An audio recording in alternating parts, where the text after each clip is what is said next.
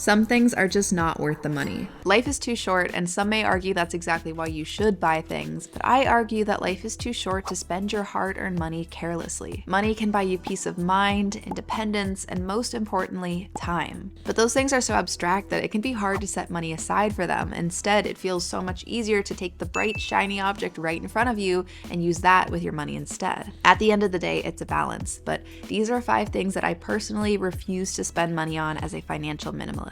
Personal finance is personal though, so you may have very different things that you refuse to spend money on. With that being said, let's talk about it. Here are the 5 things I refuse to spend money on. Number 1 is music subscriptions. I feel like this is a controversial one to start with, especially for music lovers, but I personally don't think it's worth it to buy something like Spotify Premium, at least for me. I never have, and I don't feel like I will unless my family gets a family plan and maybe I get added and chip in a little bit, but I really don't mind the occasional ad. It doesn't bother me much, and weirdly, I kind of like having the limited options of the free versions of music streaming apps. And it's like we make so many decisions every single day, it's mentally exhausting, you get decision paralysis, so it's almost nice to have, my free Pandora app just tell me, this is what you're listening to next. You want Taylor Swift radio? Here you go. No choice in the matter. This is what you're listening to. It feels a little like Steve Jobs with his black turtleneck every day. You just don't have to make a choice now. You can focus your brain on other stuff. Maybe that's me coping. I don't know. It works for me. Also, yes, I did say Pandora. This is the thing that I get roasted on most in my life. I like Pandora over Spotify. I will not argue with it. I am a loyalist. I love my girl Pandora. So let's move on.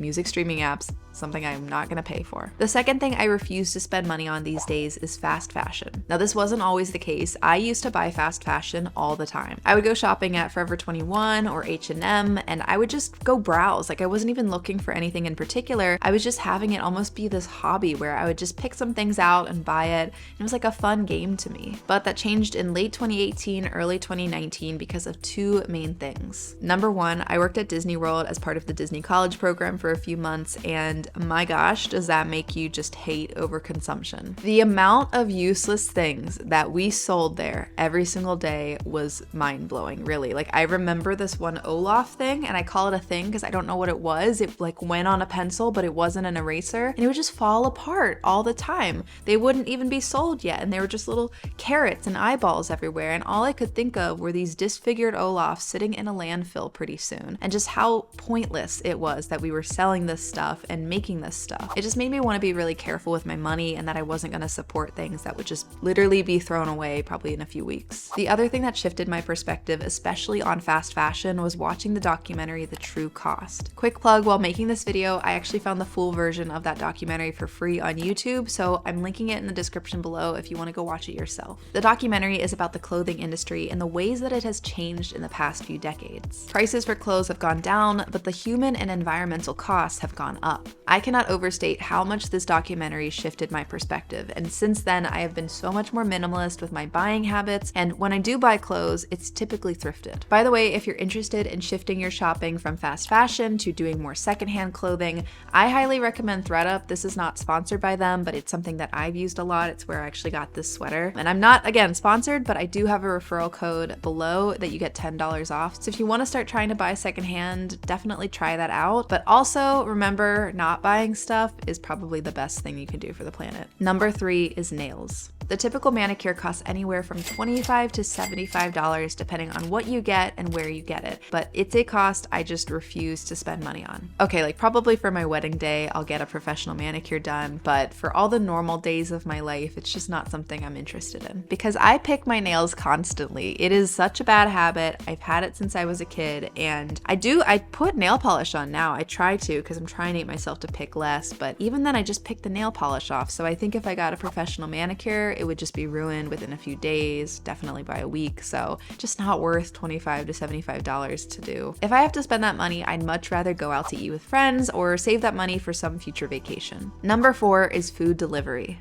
Food delivery is convenient, but it is also so expensive. I remember being lazy one day and looking at Grubhub because I was thinking of getting something, and I saw the delivery fees and what the total would be, and I got so turned off by how expensive it was, I just never looked again. And besides this one time where I got a voucher for Uber Eats in 2017, I don't think I've ever used a food delivery app, ever. the delivery fees, the already expensive restaurant prices, but not even getting to be in the restaurant, and then the tip that you should absolutely give the delivery person. All of that ends up being so expensive, and it's so much cheaper to just cook. I know it's hard sometimes, but what I do personally is make sure that I always have like emergency food. So that's like a tortellini that you can make in a few minutes, or something that's microwavable, something that you can do when you're in a crunch or you're feeling lazy and you can just have some healthy calories. And honestly, learning to cook has been one of the best financial decisions I have ever made. Cooking at home in general is so much cheaper and it can often be a lot healthier. And last but not least, the fifth thing that I refuse to spend money on is flavored drinks. If you saw my last video about how alcohol keeps you poor, you already know that I don't drink, and that has saved me so much money. But on top of that, I also refuse to spend money on flavored drinks like flavored or sparkling water, soda, energy drinks. I don't even do coffee or tea. I'm really boring. Like, I just do water and milk is always in the form of hot chocolate, and that's literally it.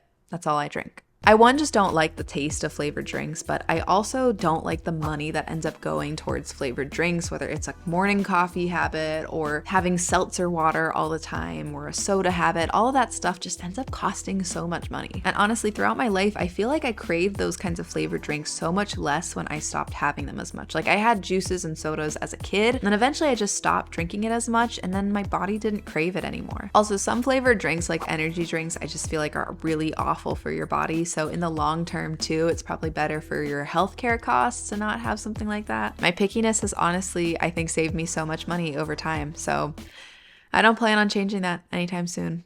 And that's it, guys. Those are the 5 things that I refuse to spend money on. Let me know in the comments what you think of my list. Feel free to roast me about my choice of Pandora over Spotify. And let me know also, what do you refuse to spend money on? If you like this video, make sure to check out my other videos on spending and overconsumption. I have an entire playlist dedicated to this stuff. Don't forget to like and subscribe and turn on the notification bells for more videos like this. Thank you guys so much for watching, and I will see you guys next time.